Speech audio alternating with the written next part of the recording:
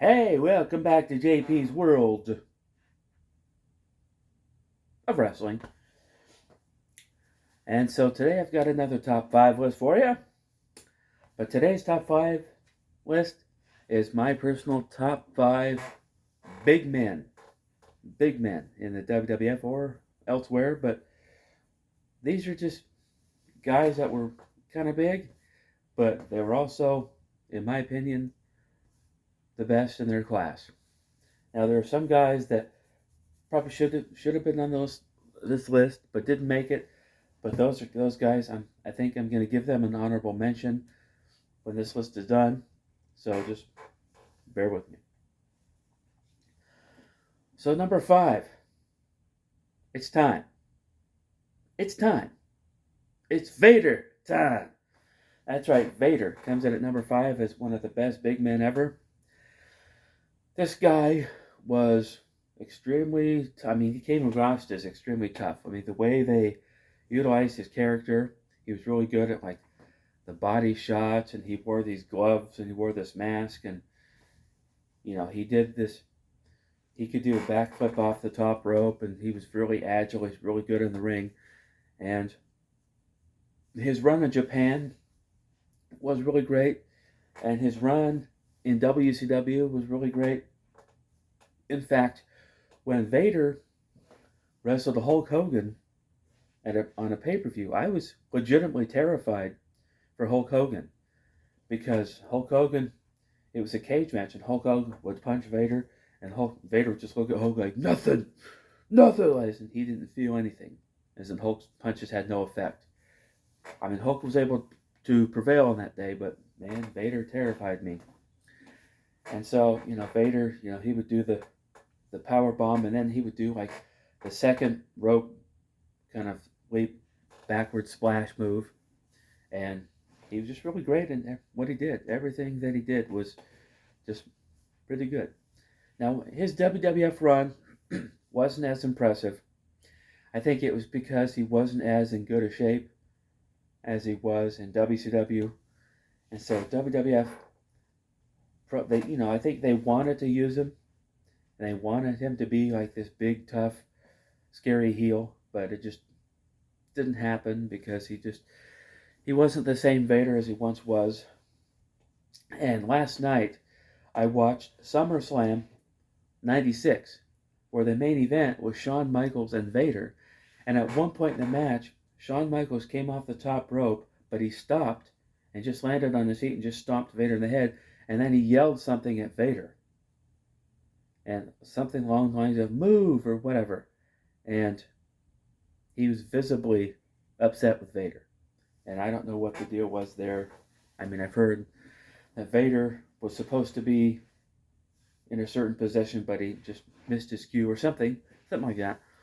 But anyway, Vader makes the list at number 5. And so number 4 was also on the High Flyers list. And of course, I'm talking about Bam Bam Bigelow. Now, the reason he makes this list is because he was so agile in the ring. He was extremely athletic for a big guy. He could do cartwheels, and he did, headbutts from the top rope, and, he could do moonsaults from the top rope. And, Bam Bam was just a top-notch performer. And, I always liked Bam Bam. I thought Bam Bam was cool. I thought Bam Bam should have done a lot more. And from what I just heard from certain podcasts, is the only reason why they didn't use him as a stronger heel was because of his voice. His voice didn't really match his look. He had kind of that New Jersey accent, and he didn't have this rough voice like he looked like. So I think that's kind of the one thing that held him back, which I think is sad, if that's the reason they didn't use him for more. But I don't know. What do I know? Anyway, so Bam Bam is number 4. And number 3 is Earthquake. That's right, John Tenta, a man known as Earthquake. When he first came to the WWF, he was pretty scary looking. But what amazes me was if you look at Earthquake, when he first came in to the WWF, he was really in his early 20s. He wasn't even really that old. He was much younger than he looked. I think it was because he was tall and he was balding. He started going bald early. So because of that, he looked a lot older than he was. But in that time frame, he was in his early 20s. So he really wasn't old at all. But Earthquake, man, he was doing drop kicks and he was going off the top turnbuckles, and he was doing all kinds of these like high flying moves. He moved around like, a cruiserweight.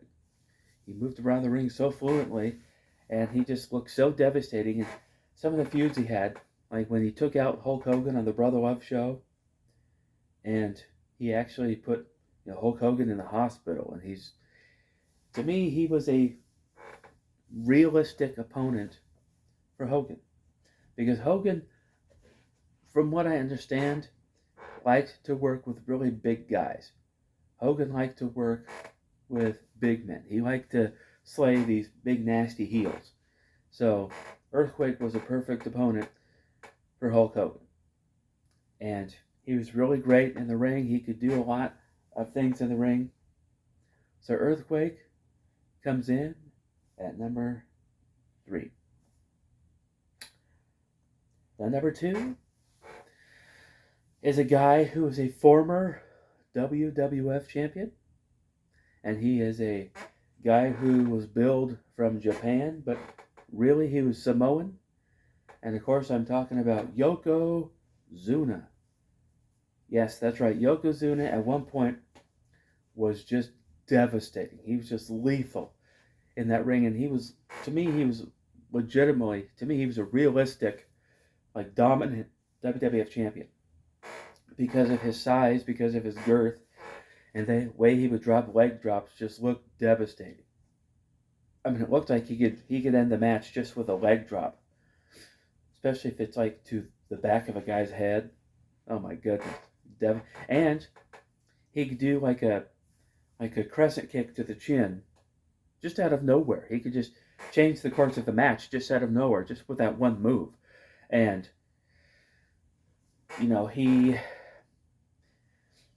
the big splashes he would do in the turnbuckle, and then his final move, the Yokozuna sit down splash from the second rope in the corner, just devastating. Oh my goodness. He took out so many guys with that move. And of course he was in the main event, WrestleMania 9, and he was in one of the championship matches at WrestleMania 10. So, but his only downfall was that he kept getting bigger and bigger and bigger, like I've said before, to the point where it was just really unhealthy, and he really wasn't moving around as much as he used to, or as well as he used to. And so, unfortunately, he passed away, I believe, in 97 or something, I think. It might have been later than that. Correct me if I'm wrong, but I think it was 97, but it might have been later than that. But eventually, actually I think it was later than that. It was later than 97, but nevertheless, Yokozuna passed away, and it was really sad. But he makes the list for me at number 2 as one of the greatest big men ever. So, number 1 is no surprise. Number 1 is Andre the Giant. I mean, who doesn't love Andre the Giant, right? He greatest big man of all time, because when he was younger in the wrestling industry, I mean, he was an attraction anywhere he went. And when Andre was younger, he could actually move around a lot better than when he was older. But I mean, he was, flying across the ring, he was running and leaping and doing all kinds of stuff, and he was taking on like 2 men all at once, 2 men at the same time. And at one point in his career, he was flying off like the second rope. And plus, he was in a movie. He was in probably different movies, but the one he is most notable as being in is The Princess Bride. And I also remember the honeycomb cereal commercial that he was in. You know, it's not small. No, no, no. But anyway, and who could remember the big match at WrestleMania 3? The big championship match at WrestleMania 3 where he took on Hulk Hogan. And so, Andre the Giant is, to me, the greatest big man of all time. Now, I mentioned early on in the video that I was going to talk about some honorable mentions that didn't quite make this list. And those guys include, Big John Studd, Paul White, the Giant, aka the Big Show. The Undertaker was a man that almost made this list, but didn't quite. But, the Undertaker was almost 7 feet tall. I think he was like 6'9" or whatever, almost 300 pounds, but he could fly around the ring like a cruiserweight. He'd do flying clotheslines, and he would run and like leap over the top rope onto the floor, so, and he would do these big, devastating like leg drops on the ring apron. And so, and he was a really iconic character.